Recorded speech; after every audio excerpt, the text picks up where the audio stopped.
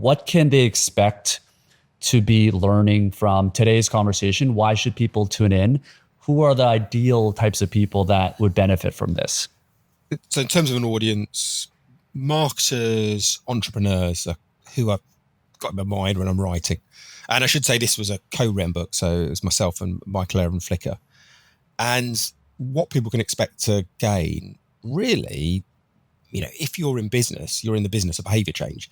Whether it's getting people to buy more of your products, getting them to switch from a competitor, getting people to pay a premium. The core questions for a CEO and a marketer are ones of behavior change. You are trying to get people to do things differently. And what the book does is draw on lessons from behavioral science, which is essentially the study of how you effectively change behavior, and then try and bridge the gap between sometimes these like esoteric, ethereal academic papers and practical questions that marketeers are facing. Yeah, and what I found interesting is how much this could actually relate and transition to personal brands and psychology and the ways we interact with social skills. We have a big audience that are very interested. Like whenever we have, interviews around social skills, relationships, dating, communication, they always tend to do well. So our audience clearly loves things around personal communication. And I think a lot of the things you talk about, like standing out, scarcity, all of these things can transfer to people that are building personal brands, but also just in terms of social communication as well. Absolutely. And almost, it's not even translating. Like, I'm very interested in the commercial application. The psychologists that did the original studies are generally interested in more social problems or personal application. There's a huge amount of research that academics have done around the world of changing people's diet or getting people to exercise. I'm then translating those studies into commercial settings. The original work is often much closer to those personal questions you're discussing. Absolutely, yeah. So really anyone who's interested in psychology, social communications, relationships, stuff like that, personal branding can also really benefit from this. So I wanted to go over just some of the key concepts that I found really to be interesting from the book and the brands that are mentioned in it. And we can kind of just dive deep into each of these one by one. So focusing on,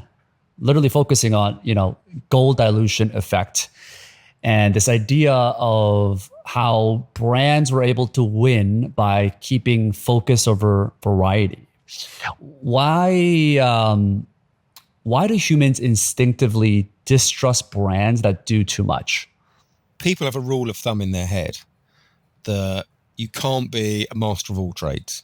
If you claim to do everything, you undermine belief that you can do anything. So that's based not on speculation. There's a lovely study by Zhang and Fishback at the University of Chicago.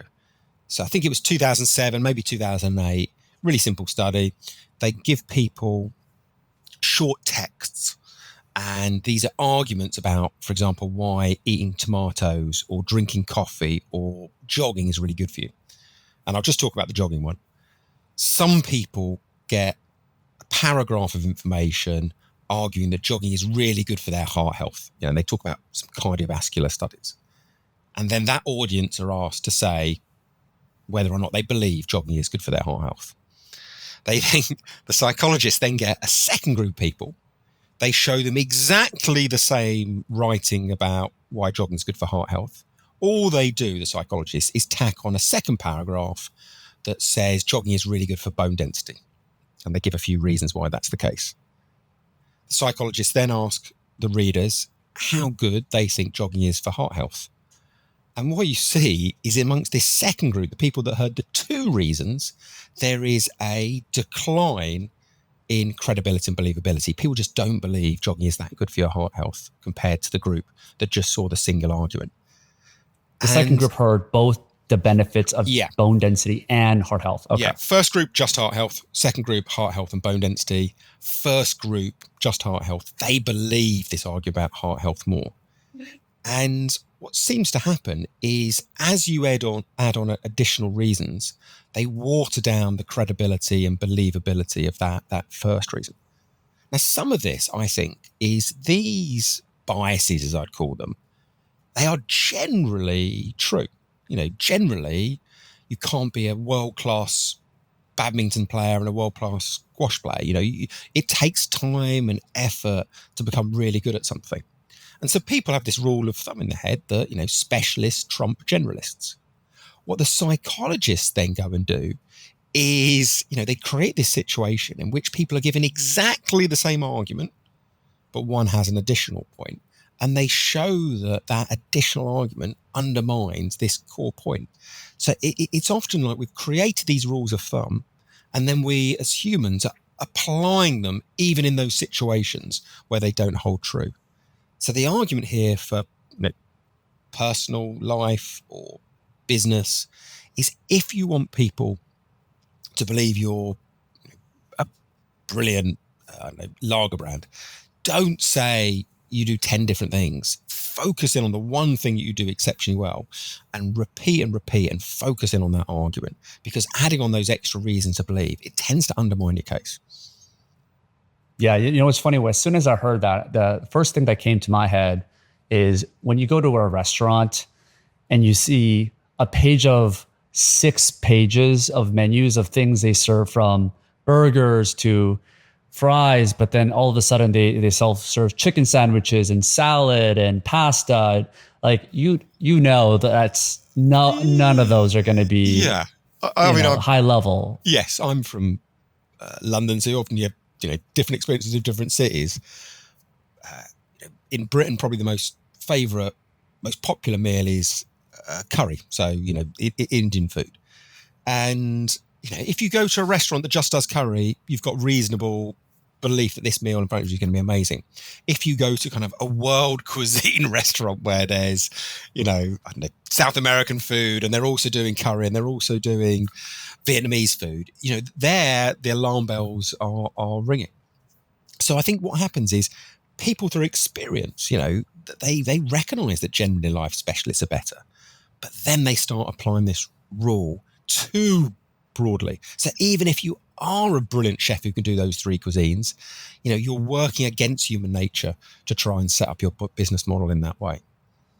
Right. And Five Guys is a great example you mentioned, right? Is they could have become use the branding of Five Guys and then have gone into chicken, have gone into salads and all of these different things. But tell us the story of how Five Guys continue to win and stand out amongst all of these different brands. It's a really nice story, actually. So Five Guys are named after Jerry Murrell, who was the dad, and he had 4 sons.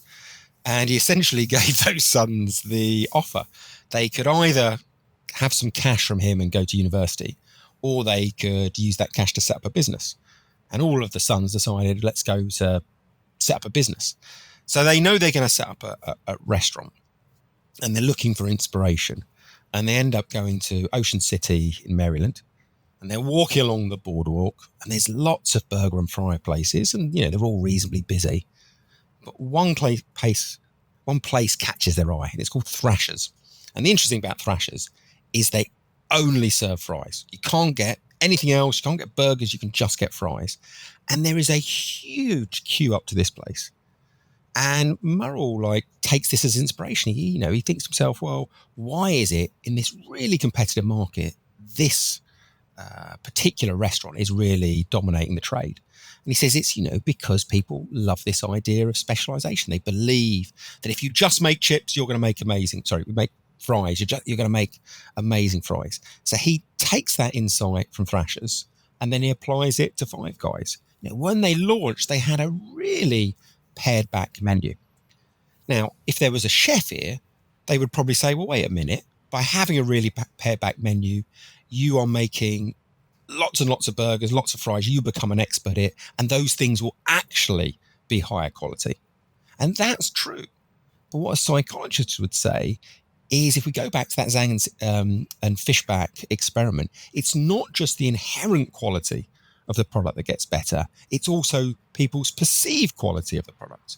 And one of the themes from behavioral science is once you start thinking a burger or a pair of trainers is going to be amazing, that becomes a self-fulfilling prophecy. Often what we expect of a product affects our actual experience. So yes, you need to make genuinely brilliant burgers or genuinely brilliant fries, but you can't rely on that alone. You need to set expectations that are going to be brilliant. And the goal dilution effect is something that far more brands could learn from. Yeah, and I'm curious how this transitions to technology companies, because if I'm playing the like kind of a if I'm listening and I see companies like Amazon, who started with books, obviously this is something that they really focused on in the initial days, and then now they've become the everything store. How are there exceptions to these cases? Is the idea that some platforms and technologies can do this because they have some sort of a oligopoly or whatnot, but for most brands, focus is better than dilution? So there's a couple of points there. The first is what these experiments do brilliantly is isolate one factor. So Zhang and Fishback, they're just creating these two groups. The only thing that changes is whether people hear one reason or two reasons. And what they show is that if you have one reason, you're about 7 to 15%, more believable, perceived as higher quality. It's of that variance. It does change slightly depending on whether it was the tomato experiment or the jogging experiment or the coffee experiment. So what they have identified is all things being equal, you will be perceived to be higher quality if you're a specialist. But of course, when you go to the real world, all things aren't equal. You could have an amazing behemoth like Google where they do, YouTube and Gmail and Android. And it's not saying they can't succeed, but they are having to be so good that they overcome this small bias working in the other direction. So it might be that, they start applying other behavioral science principles to try and counterbalance it.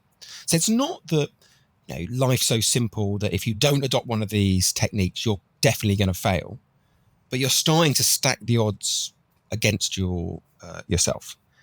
And, if you were going to go up against Google, which is probably history says isn't a great bet, but now they're entering AI and there are some very capable opponents.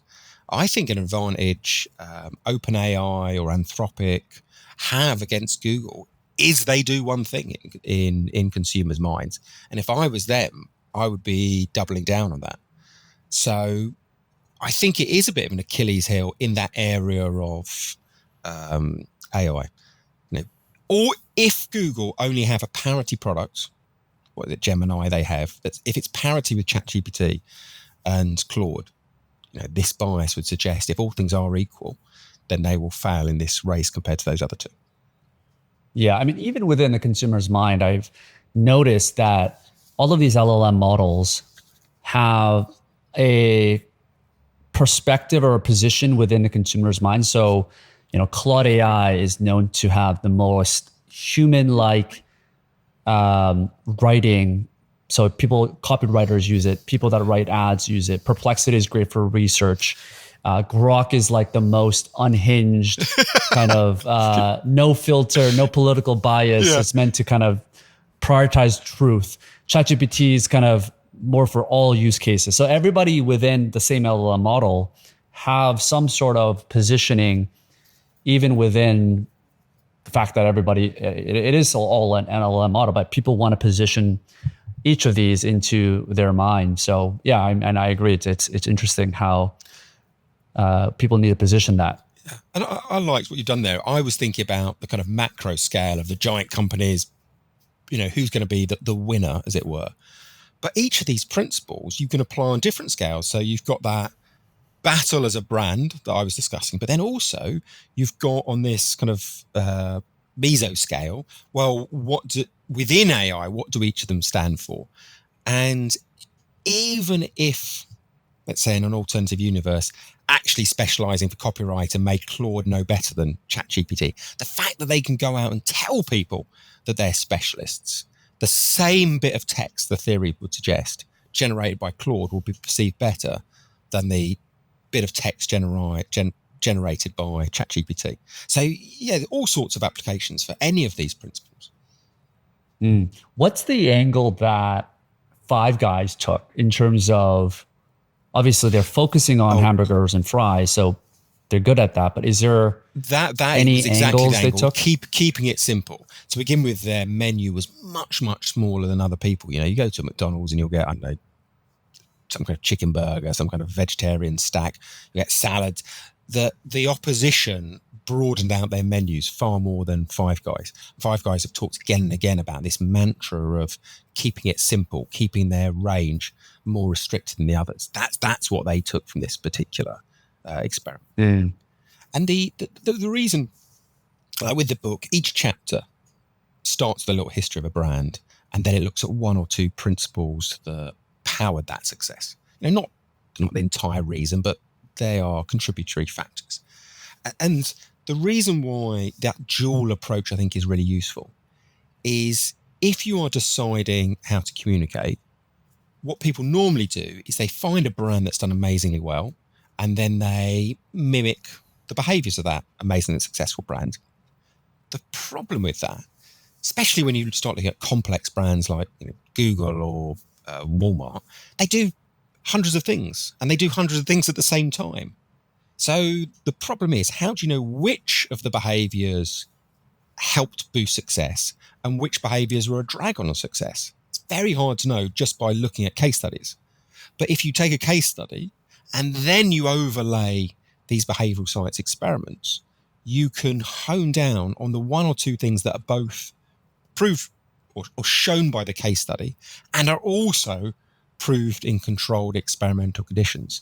So I think by layering over behavioral science and case study, you can actually see what helps generate the success of these brands, and then you can emulate those very specific elements rather than randomly picking from this huge smorgasbord of ideas. Yeah, and this makes me think about how this can translate to people that are building personal brands, people that are trying to monetize their audience if they're a content creator, or even people looking for jobs and trying to brand themselves into a specialty.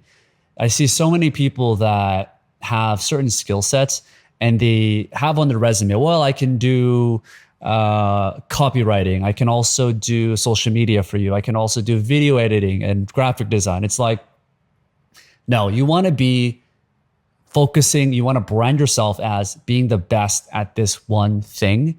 Because as someone that hires people, whenever I see someone that has 4 or 5 things that are sporadic, it's like, okay, this is the same thing that goes to a menu of a restaurant that has all of these different items. Like, I can't really see you as the best person. And even within, I think Kevin Kelly has this 1,000 True Fans, where if you're a content creator or if you're someone that's building an audience, the world is so big, the internet is so big that you can be known for one thing and people will come and find you. But if you're this person, if you have all of these different interests, it's like, well, I can't really recommend you to someone because you're just everything of everyone. Yeah, and I think you can push that even further. So in the Guinness chapter, we talk about a line that they had for 20 odd years, good things come to those who wait. And that strap line is a really interesting example of essentially admitting a flaw. So you're saying Guinness is slow. And the great thing about that is that if you admit a weakness, you tend to become more appealing.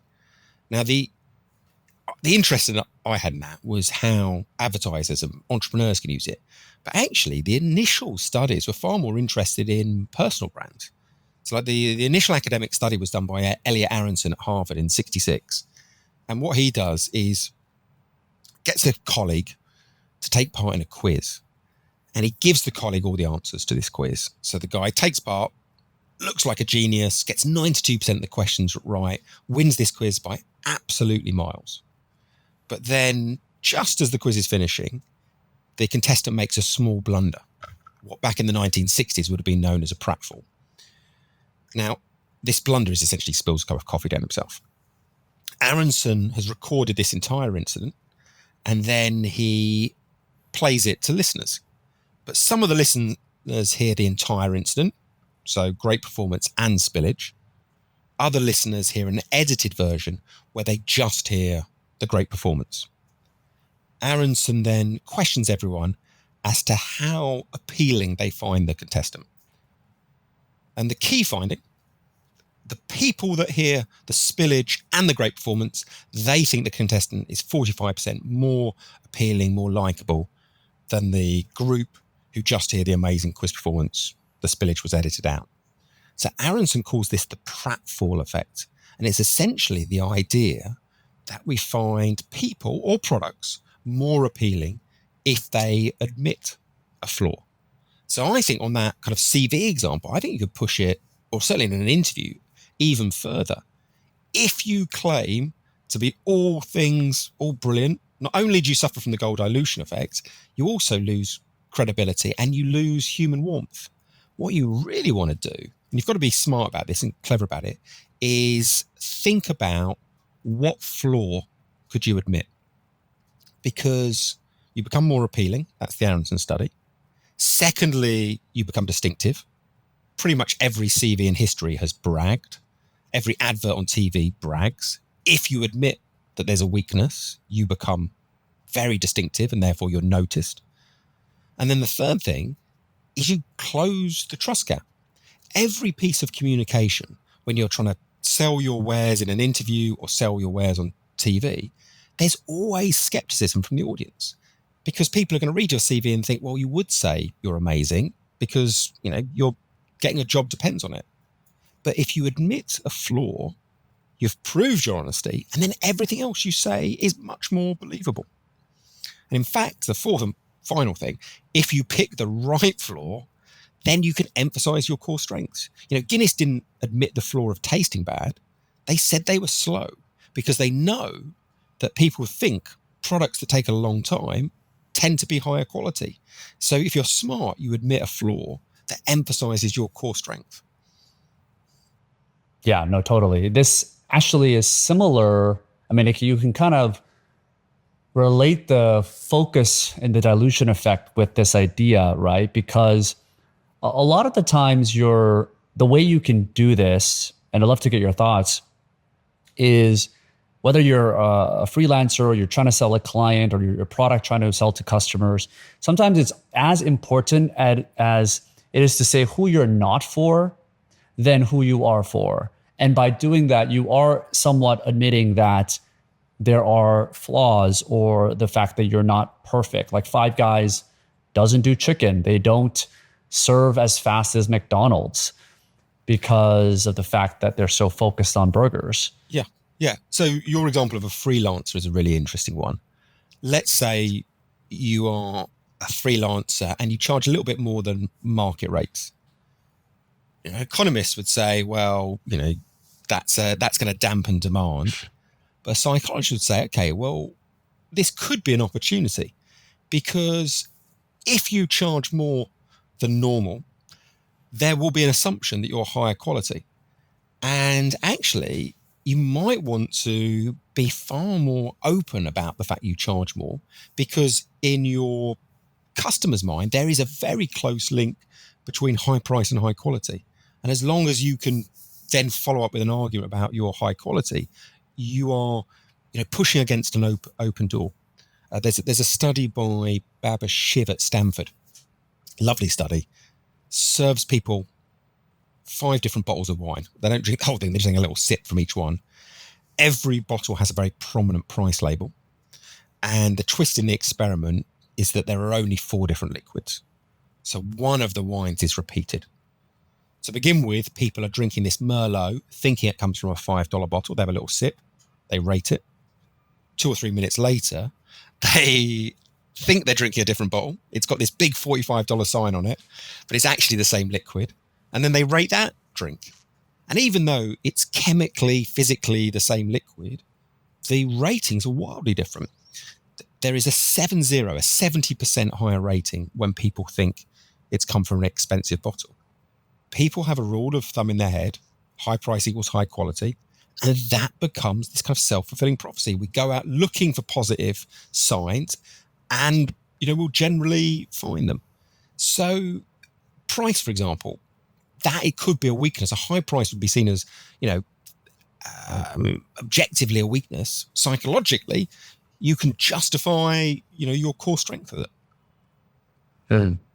What are some flaws or disadvantages that people can admit upfront to employers, to clients, potential customers in an intelligent way, like we're higher priced, but we deliver better quality, or not for this person? What are some other examples that people can admit upfront and but still provide them an advantage? Yeah, so it might be, you said who you're not for. So we only work with finance brands. That would be a flaw.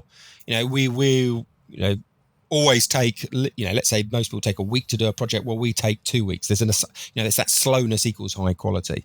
There are, I think, lots of different flaws you could admit. What you really want to do is find out what is a genuine weakness in the company that your competitors would probably tell the potential client if you're having a pitch situation. So, maybe you are, a specialist programmatic advertising agency and your competitors are Google. You could say, well, look, we don't have tens of thousands of engineers, but the 250 we do have solely focus on programmatic advertising. They don't do, Gmail or other stuff. So I think, it could be about specialist area, it could be higher price, it could be slowness of delivery. What you really want to do is something that is genuinely the case, but you've often brushed under the carpet. Yeah, the example I'm thinking of was it Avis comparing with Hertz? Yeah. One of them was second place, right? So their whole advertising. We're number 2, so we try harder. Yeah. Exactly. I think it was Avis. So Hertz was number 1, I think, and Avis basically led with that. So they really admitted that they're not number 1 as a weakness, but so the weakness is unpopularity there.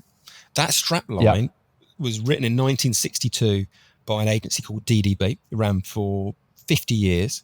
And then I think they brought it back again. And interestingly, the head of that agency, Bill Bernbach, famously said, a small admission gains a large acceptance. So, even if he didn't know the Pratfall experiments, he was such an observer of human nature, he'd picked up on the power of admitting there's the weakness. The other one that you might like, I love Buckley's in Canada. So it's a cough syrup. Amazing story. 1990, they rebrand, tiny little brand at the time, rebrand under this new strap line, and they shoot to number 1 in the market, even though their competitors are outspending them. And the strap line was, it tastes awful and it works. And the point there was, again, it's this idea of people have trade-offs in their mind. If you admit that you are foul tasting as a medicine, people assume, well, if they're that bad tasting, they must be really potent, really effective. It's a brilliant campaign, not just in that insight, but also, of course, once you've had the insight, you've got to deliver on it. You've got to, make sure that you're doing it in an engaging way. And the brilliance of Buckley's is they have really pushed that line to its creative extremes. So, for example, there's a wonderful ad that says something along the lines of, the largest bottle we sell is 200 milliliters. Anything larger would be cruel. It tastes awful and it works. So once you've had the insight, you've then got to apply it as laterally and creatively as possible. And there's an art there, I think. Yeah, and it related to that second place admission that Avis did. You can apply this to really anyone, like freelancers, to companies talking to clients. They're always going to compare you with the big guys, the number 1 person in it. And if you don't have a major thing that you can share that's better as a product or as a service, the main thing you can say, like you said, is compared to the number 1 player that's probably a larger or bigger conglomerate, you could always say, we're smaller, so we're going to be more hands-on. We're going to fully focus on making sure you get results. You're not going to talk to an account executive. You're going to talk to the product people, the founders. We're going to be delivering features with you, within a week rather than a year. Like, we're going to build a product with you. That's a huge advantage that startups have that smaller companies have. Yes. So I love that. So in our theoretical situation, you've got this startup with, let's say, 100 people, and they're competing in a pitch against an established player with 1,000 people. Now, any client who's basically competent is going to know those different sizes. So the amazing thing is, your admission of saying you're small has cost you absolutely nothing because the client knew it anyway. But what it's gained you is believability of your other statements. The mistake I often see happening is entrepreneurs jump to their strengths because they seem to have this belief that if they just say they're amazing, the client's going to believe them. That's generally not the case. Most people will treat claims skeptically, but you give them this credibility, you give them this believability if you preface them with a flaw. Yeah, talk about this is really the opposite of that, which is what Kraft did around not sharing the fact that they're getting rid of artificial products. So talk about the opposite of where that could actually be a benefit and why, which is the perception or the expectation assimilation. Yeah. So what we have is there's a chapter on Kraft mac and cheese, and I'd encourage people to kind of Google the campaign, or maybe we can put a link in the show notes because it's a brilliant insight.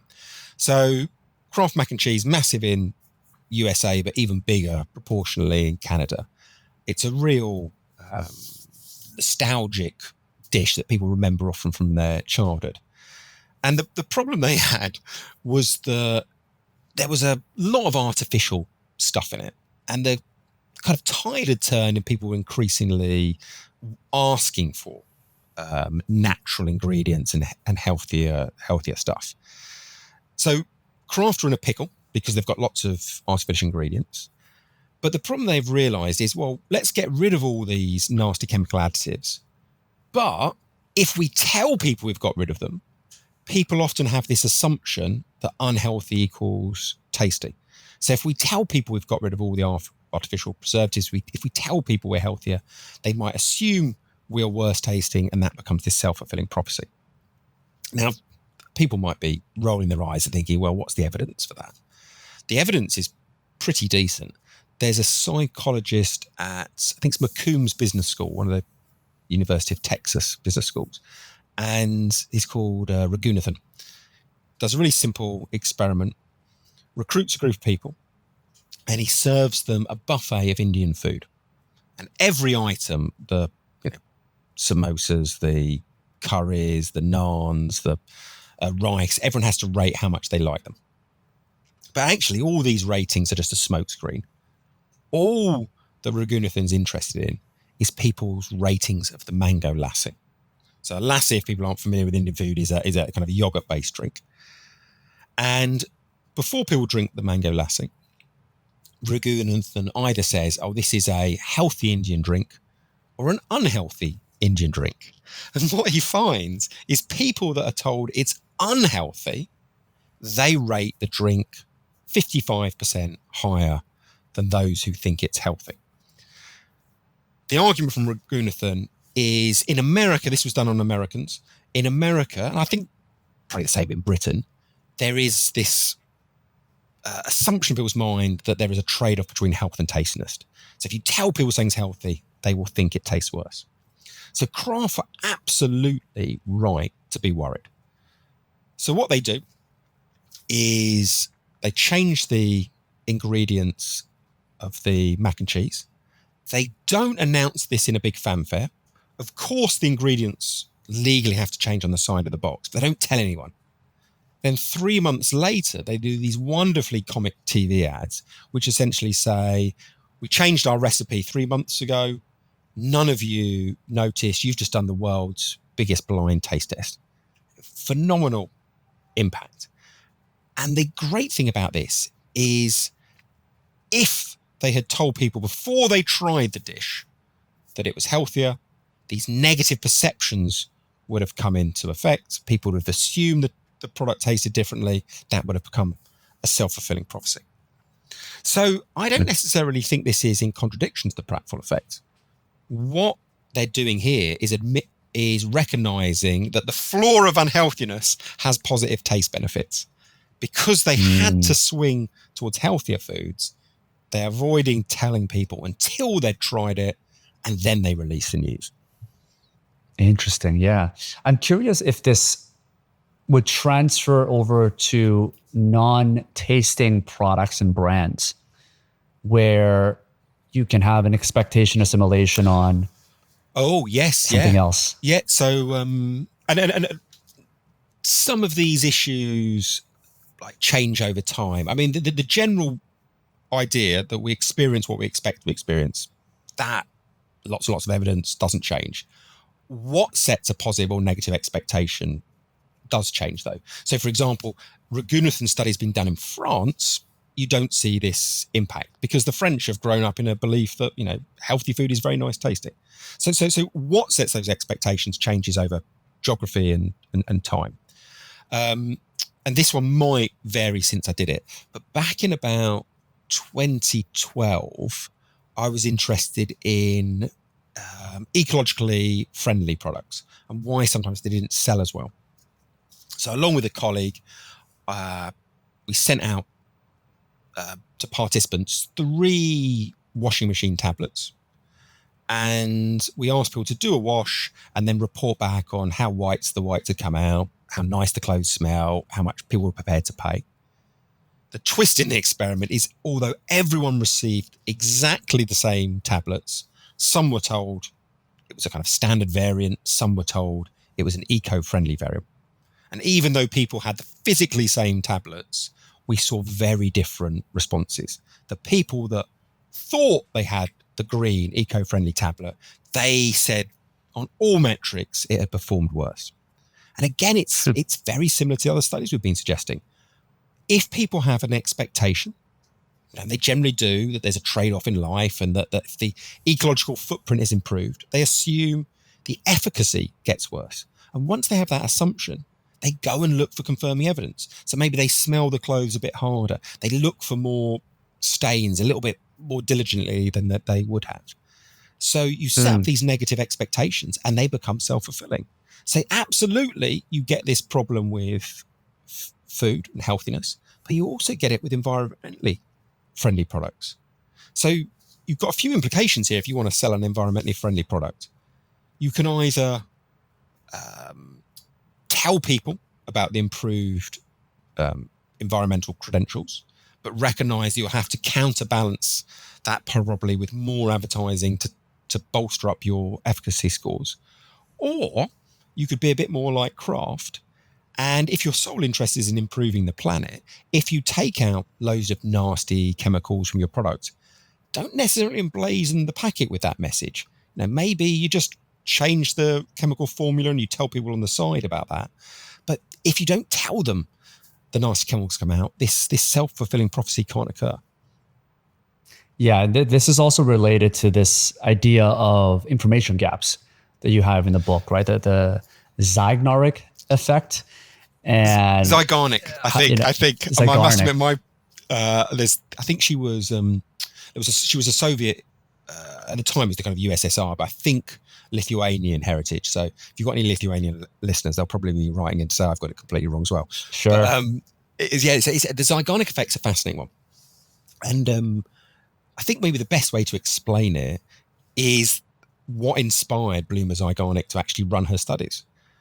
And back in 1927, it's the oldest study I've got in the book, she goes to a cafe with her mentor, Kurt Lewin, and there's a whole group of other students there. They sit down in this big group, waiter comes out, asks for their orders, and they're all, asking for different variations on coffee and different cakes.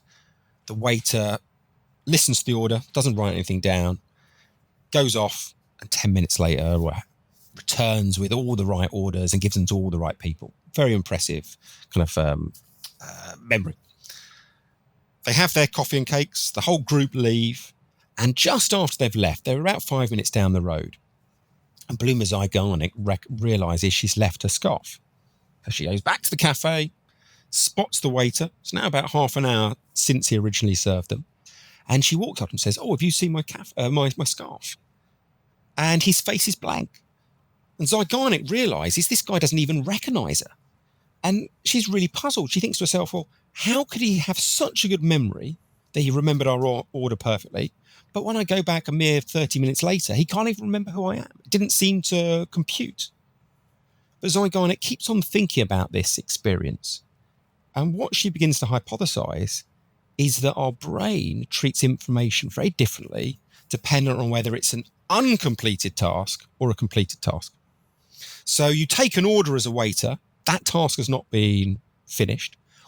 So you're remembering all these details. Once you've delivered the order, that's your job done, and that information is essentially discarded by the brain. That's how Zeigarnik explains this waiter's seemingly very different performance. Now, once she has that hypothesis, she then sets up an experiment or a number of experiments to test it. So one of the famous ones, she gives a large group of people instructions to make a cardboard box. Some people, she lets them do the whole task. Other people, she interrupts them halfway through. So everyone reads the instructions, then some people complete the task, some people get stopped halfway through. Later on, she asks both groups to try and recall as many of the instructions as possible. And it's the group who were interrupted that remember more. They remember 90% more detail than the group who completed the task. So the point here is, if you want to get people to remember something, try and leave that thing incomplete. Think about, and I don't want to give too many plot spoilers here, even though it finished 20 years ago. One of the classic series, box set series, was The Sopranos. And one of the things that's most talked about is its ending. And the reason people still talk about that ending, I can still remember it kind of shot for shot, is it is ambiguous. It's not brought to a neat close. Until it's brought to a close, it's very hard to forget. That's why so many shows end on cliffhangers. So there's something wonderful here about trying to leave information incomplete to encourage people to retain it in their memory. Right. It's really the modern day example of a cliffhanger, as you mentioned. That's exactly how you can summarize the Zeigarnik effect. Yeah. And this could also imply to a lot of different things. Like, I try to do it with personal productivity as well. Is like, instead of trying to complete everything, I kind of leave whatever I haven't completed on purpose. And then obviously I make a note of it, but I'm thinking about it because it hasn't been complete. So the next morning, that's like the first thing I want to complete, just like this natural instinct for me to do that. And yeah, I guess you could apply that to presentations or first dates where you kind of leave it at the top instead of dragging it out. Or comedians do this very well, right? They kind of try to they find a peak point of whatever their delivery was, and instead of continuing to finish their recited set, sometimes they just stop, because that's kind of the highest peak of how their audience is reacting, and they kind of leave the audience wanting a little bit more. So yeah, there's tons of ways you can transfer this to. And the brand that I talk about with Michael Aaron in the book is KFC. And KFC have their secret blend of herbs and spices. It's 11 herbs and spices or something. And, they have this whole mythology about it that, the recipe is only known by 2 people and they're not allowed to travel on a plane together. The recipe is kept locked in their, wherever in Kentucky the headquarters is. That one manufacturer makes half the ingredients and blend them up, and then another manufacturer makes half the ingredients they say that they don't know. And it's fascinating because who really cares what that mix is? If we were to be told, we'd be bored immediately. But the fact they never tell you, they keep the secret, keeps it engaging and interesting. And I think there's a lot to be said for an element of secrecy. Yeah. Coca-Cola does the same. I think Pepsi does the same. They don't have a patent on their ingredients. It's just left to be in secrecy. Yes, because I think the point with the patent is if you have a patent, it will eventually expire and therefore the secret becomes known. And the other bit I like about that is generally in life, people will only go to these huge efforts if there's something worth it. So if you go through all this rigmarole, even if physically the spice blend is no nicer than someone else's, you are giving this signal that it must be hugely valuable. Otherwise, why would I have gone to all this effort? So I think there's kind of layers to that story. For sure. Yeah. And one that is related, but maybe one where you're actually showing everything up front is this part of the book where you talk about the illusion of effort. Oh, yes. Yes. So I think Dyson is a good example where instead of hiding, which is what KFC or Coca-Cola does, is actually showing the mechanics of how a vacuum works with their transparent glass, creates this value, a higher perceived value for customers. So I sometimes love these supposed contradictions. There's a wonderful quote that's attributed to, I think it's Niels Bohr. I'm never quite sure how you say that Danish physicist's name, and it's something along the lines of, I think in maths the opposite of a good idea is a bad idea, and physics the opposite of a good idea can be a great idea. And I think that's what humans are like. We're not, simplistic, features of the world that operate in a very simplified way. And that often, the opposite of a good idea can be a brilliant idea. It's a phrase that Rory Sutherland talks about a lot.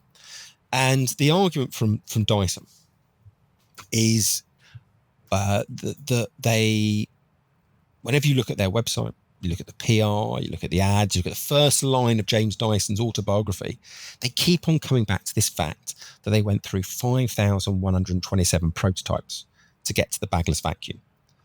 Now, you could logically say, well, who cares how many prototypes they went through? If you're buying a vacuum, you should care about how well it sucks up the dust, how beautiful it looks in your living room. That's what matters. But a behavioural scientist would say, well, we're not interested as behavioural scientists in what people ought to do. We're interested in what actually influences them. And there are repeated studies that show if you go to loads of effort and you are transparent about those efforts, people will rate exactly the same product higher than if that product is assumed to be low effort. So the study in question comes from Andrea Morales at the University of Southern California, and she runs this experiment in 2005. Recruits a group of people who are in market for a house, and she shows everyone the same 10 houses that meet their requirements. And she tells those participants that this list has been put together by a real estate agent. Now, the twist in the experiment is some of the participants are told the real estate agent took 1 hour to generate the list, and they did it with a computer. The other half of the participants are told the real estate agent took 9 hours to generate the list, and they did it manually. But everyone receives exactly the same list of houses. All the participants are asked to rate the quality of the real estate agent service. The people who think the real estate agent went to low effort, they rate them at 50 out of 100. The people who think that provider went to high effort, they rate them at 68 out of 100. So even though everyone gets exactly the same service, there is this 36% variance in quality ratings. Part of what influences our quality perceptions are the inherent attributes of the service or the products, but part of it is this tail of effort. So Morales' argument is when people are faced with complex calculations, what they tend to do is substitute that complex calculation for a simpler one that gives almost as good answer. And the complex question is, did that real estate agent provide a good or bad service? But that is very hard to answer. The simpler question is, did that real estate agent go to lots of effort? So essentially, we use effort as a proxy for quality. So the argument from Morales is when you produce a service or a product, don't think that service will stand or fail on its inherent attributes alone. What you need to do as the provider of that offering is be more transparent about the efforts you went to create that product. That's what Dyson does when they talk about 5,127 prototypes. That's what Dyson does in the physical design, as you mentioned, the product. Letting people see into the transparent casing, letting people see the work that's going on. Those I think are classic examples of a brand brilliantly applying the illusion of effort. Yeah, I think of an example where I lived in Italy for a month last year, and it was my first time going, and I was so excited to try the best pasta that I've ever had. Yeah. So I went with my friends and looked up the best possible spots in Rome. And immediately, I think it's the first time I've ever seen something like this, is there's number one, there was a huge line. I don't know if that's artificial or real, but what happens is as you're standing in line, there's this glass see-through spot of the kitchen. And what you see is people, a row of like 5 to 6 people hand making the pasta, like right in front of you.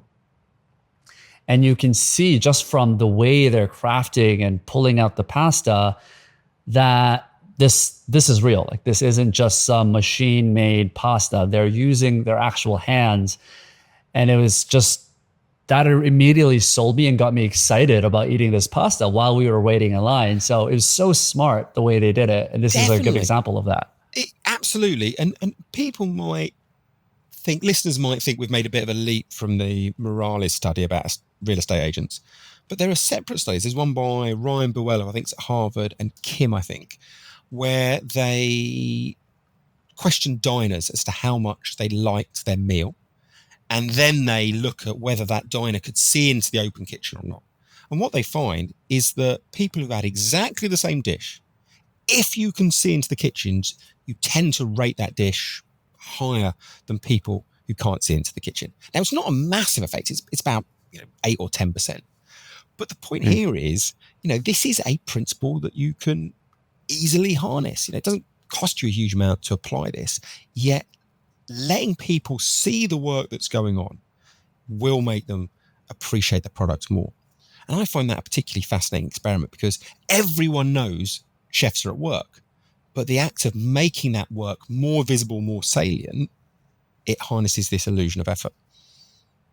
Yeah. Even, you can look at other examples like Subway, are they really more fresh, or is it because we can see through the glass of the vegetables and the meat that they have that, you can just trust it more? Yeah. The other one, like outside of restaurants, that I really like is, if anyone's working in e-commerce, there's a study, Ryan Buell again, I think he does it with Michael Norton this time, where they look at travel comparison sites. And some people see the normal customer journey. So they go on, they type in, I want to fly from Denver to London, and they see the various different airlines, and you get the immediate results. Second group of people go through the same journey, Denver to London, but what the site does is slow down the results by 2 or 3 seconds. And while the results are being prepared, there's a little bar going round and round saying, searching United Airlines, searching British Airways, searching American Airlines. And it's that second group, the people that get the slower service but can see the effort that's happening, they rate the results 8% more comprehensive than the people that get the speedy but opaque web kind of service. So that's another fascinating one. You can take this same principle, and you can apply it in your web design, you can apply it in your physical design, or you can apply it in your copywriting. And I love the idea that what the psychologists do is identify an insight about human nature. How you apply that, well, the world's your oyster. It's only your creativity that limits you. You can apply in all sorts of different zones.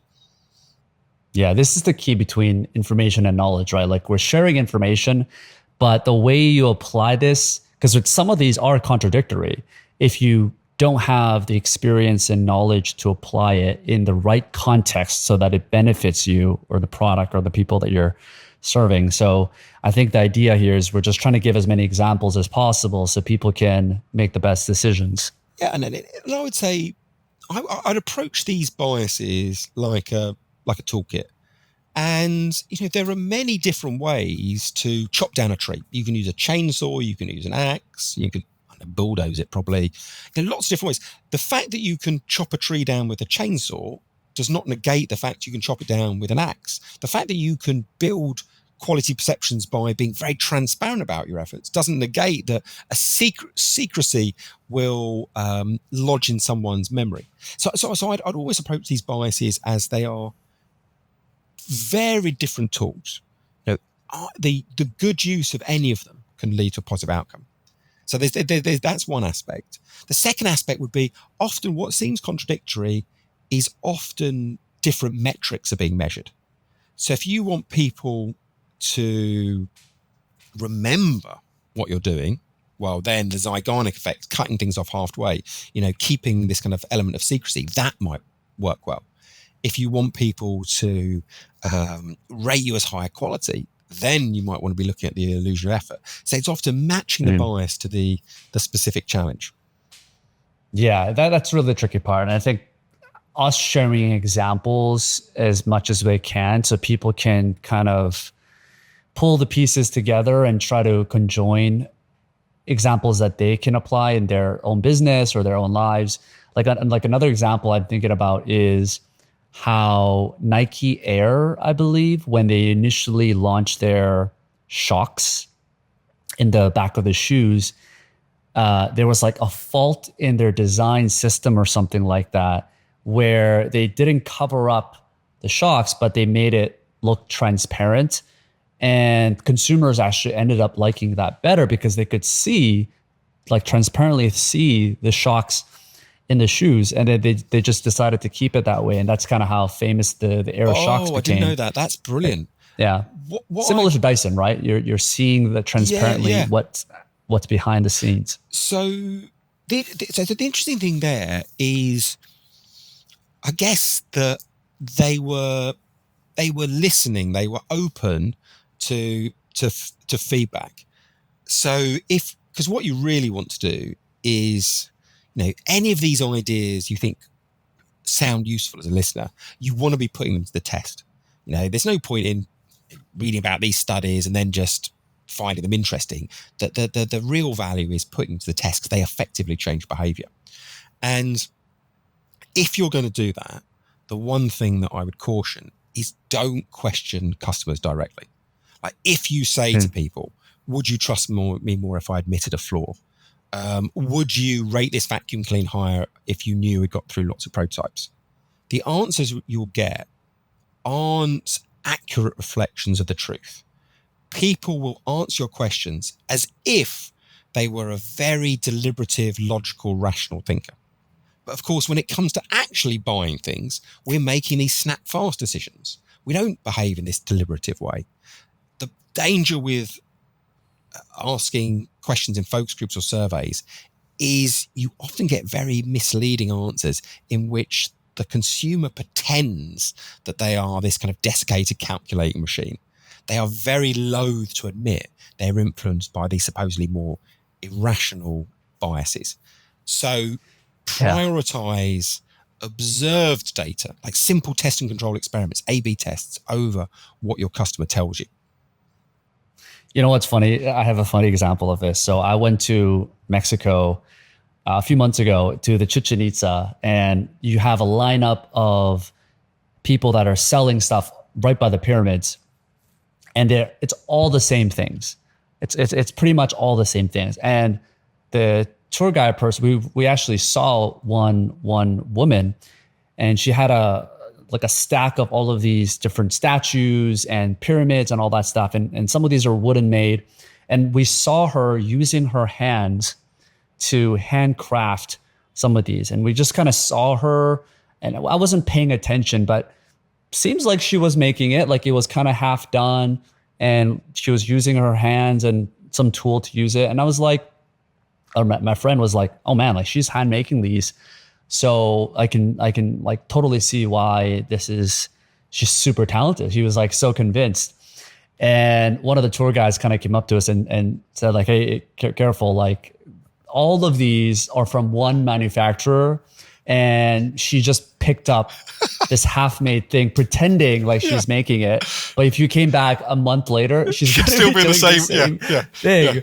But it's this perception that she's making it that gets people interested. So I was like, oh man, it's so smart. Yeah, This is a perfect example of that.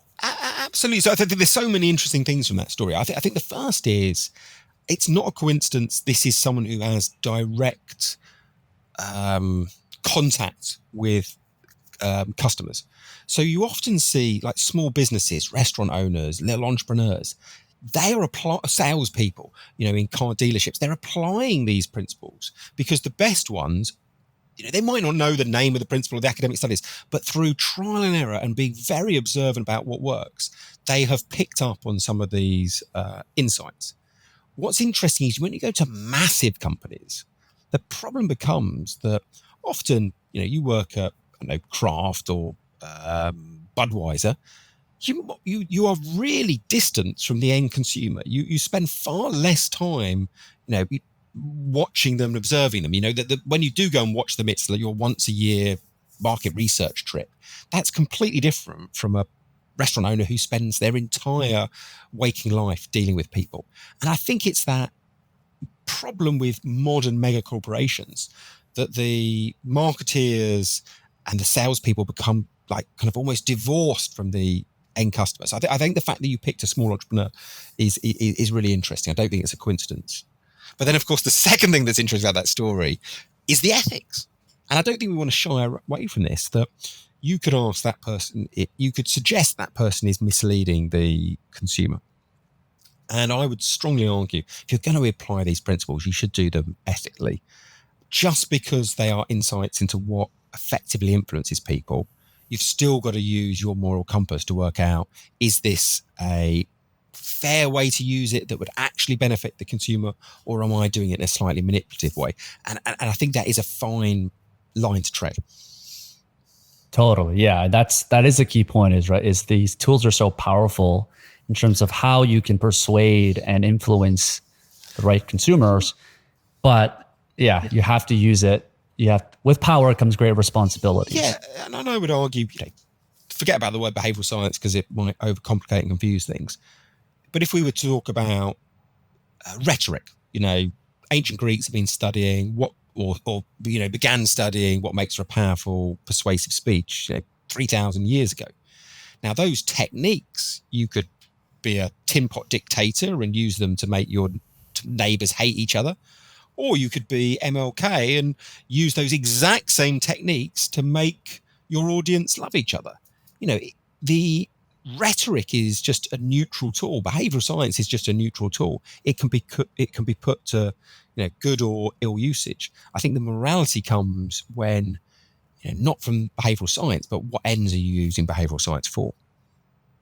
Definitely.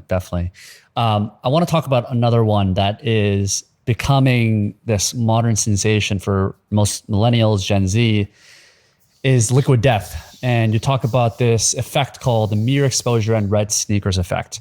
How can you explain how a water company that's serving the same water, but just packaged in this rock and roll can, is selling millions and millions of dollars of the same water that all of these other corporations are selling? So I think the big thing they do is what's known as the von Restorff effect. So they identified all the category norms. Think about water brands, and there's the norm of putting the stuff in a see-through container.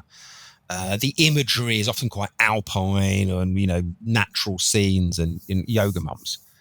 And what Liquid Death realized is they're a tiny brand. They're spending, 1,000th or 10,000th of Evian or Perrier. They can't compete head on. So what they do is they ignore all these category conventions and rules, and they behave in a completely contrary way. They behave in a distinctive way. And one of the themes of behavioral science is we are hardwired to notice what's distinctive. If you have a small budget, you can maximize the impact of that by identifying all the category conventions and then splitting them into two groups.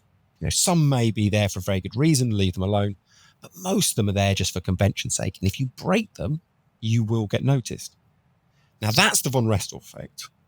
A related principle is this idea of the red sneaker effect. And there are some controversies about this that we can go into. But essentially the idea is, if you break convention, you are seen as higher status. So the argument goes, let's take an office example. The CEO turns up in Bermuda shorts. No one's going to say anything. They're the CEO. They can do what they want. The intern turns up in Bermuda shorts and they get sent home. Breaking a dress convention has a very different result if you're the CEO and powerful, or you're junior and have no power.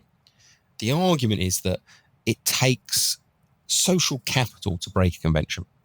So people begin to infer, if someone is breaking conventions, they must be high status. That's the other benefit of knowingly and radically deviating from what the norm of the category is. You position yourself as being high status, high quality.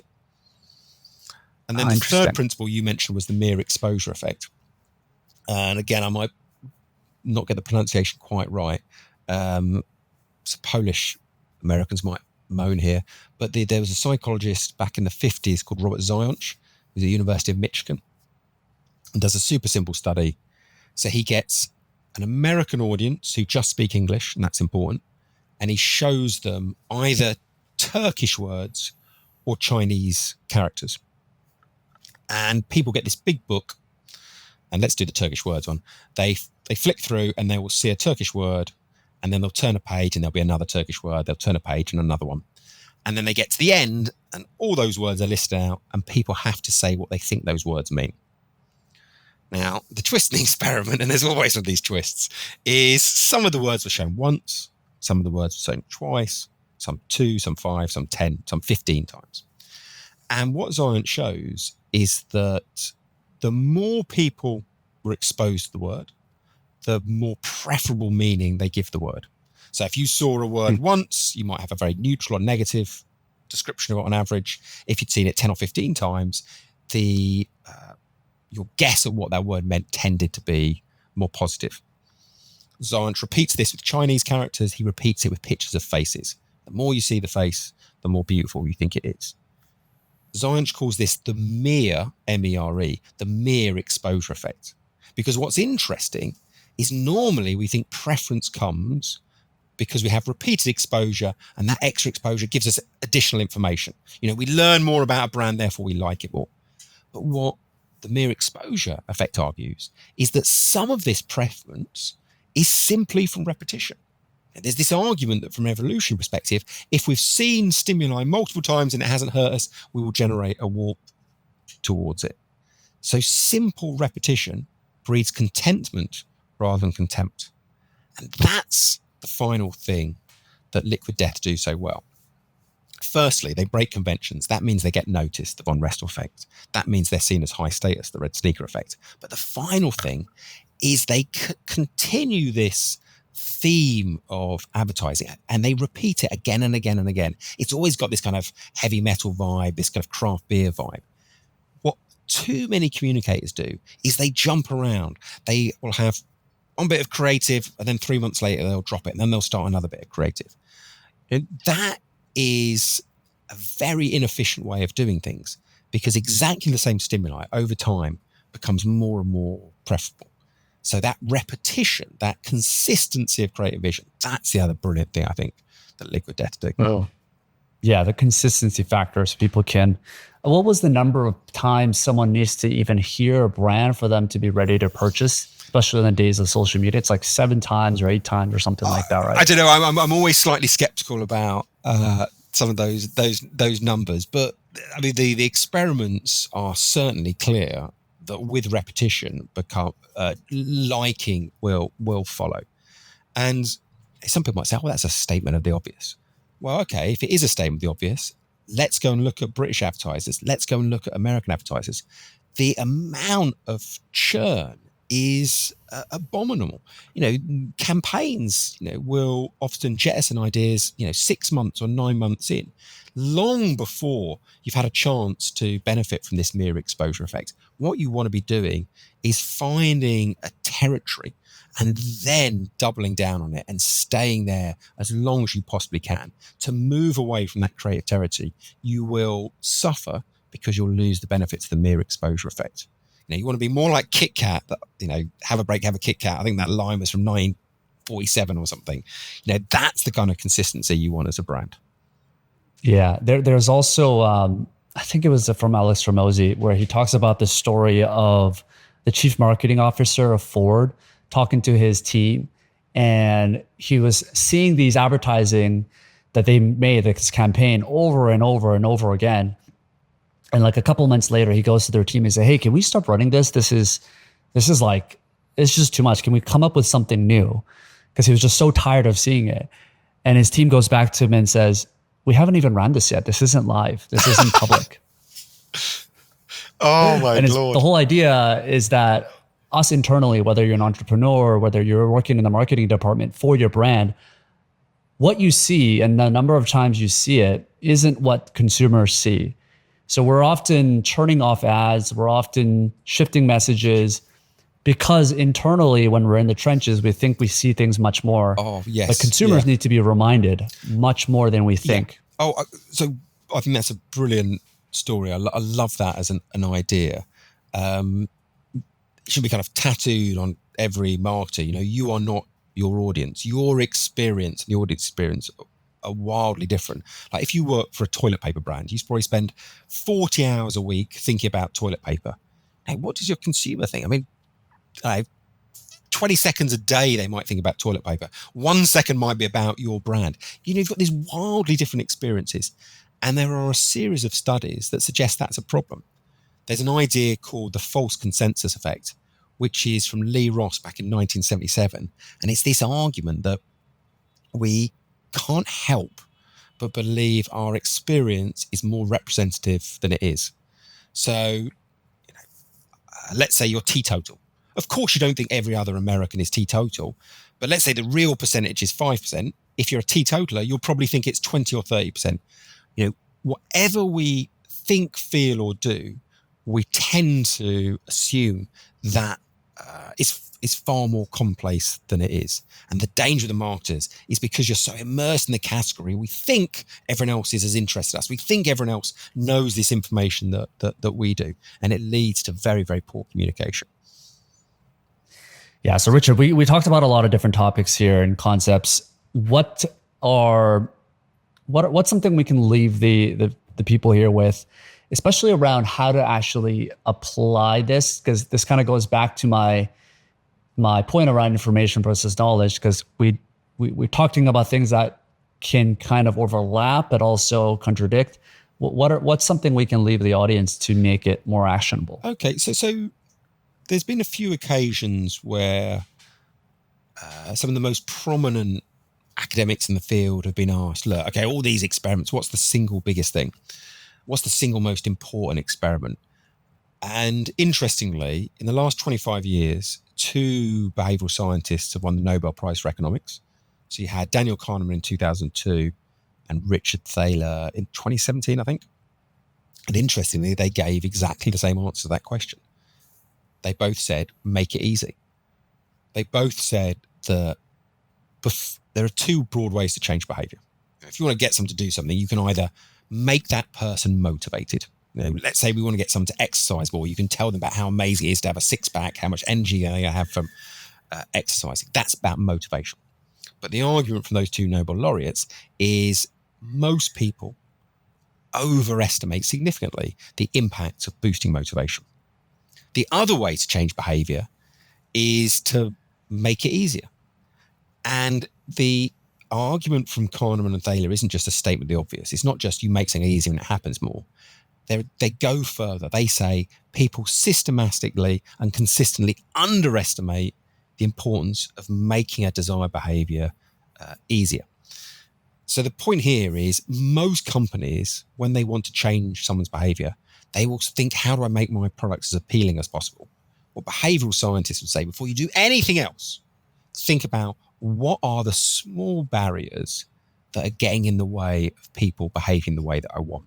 And if you remove those tiny barriers, if you make your product slightly easier to use, it will have a disproportionately large effect. So one example of someone doing this, Netflix. Now, Netflix is a gigantic corporation. They spend $25 billion a year on content. But one of the best things they've done to increase viewership is to make it easy. It used to be you watch a box set, the Sopranos episode ends, you have to go and find the remote control to watch the next episode. Now, of course, what happens is your episode ends, autoplay kicks in, the next one starts. You have to go and find your remote control to not watch the next program. Now, all we're talking about here is a couple of seconds of effort. It used to be I had to do 2 seconds of effort to watch my program. Now I have to do 2 seconds to stop watching my program. That is a trivial amount of effort. But even in the context of $25 billion of spend, that is one of the interventions that's had the biggest effect on viewer levels. So if you do one thing differently, start your campaigns not by thinking, how do I motivate people to want my product? Start by thinking, what are the small barriers that are getting in the way? Go through that customer journey, identify even the most trivial little hurdle, and put more efforts into resolving that, removing that, and it will tend to have this outsized effect. So if you do one thing, trust the Nobel laureates. Yeah, make it easy. Beautiful. Way to end it. Excellent. Richard, appreciate your time here. I want to make sure people get your book, Hacking the Human Mind. It should be up by the time we have this out. There you go. We'll have it linked down below as well. Where can else, also we'll have The Choice Factory, The Illusion of Choice, your previous books out as well. So the only other is, I still post on X, Twitter, whatever it is, at our Shotton, but I probably do more on LinkedIn now. So I promise no one will ever hear stories about my, well, there are no sporting achievements, but nothing about my personal life. It's all about how you can take these findings from social psychology and apply them to your business, to your marketing, to your personal life. Beautiful. Fantastic. There you go. Thank you very much, Sean. Cheers, Richard. Good seeing you again. Cheers.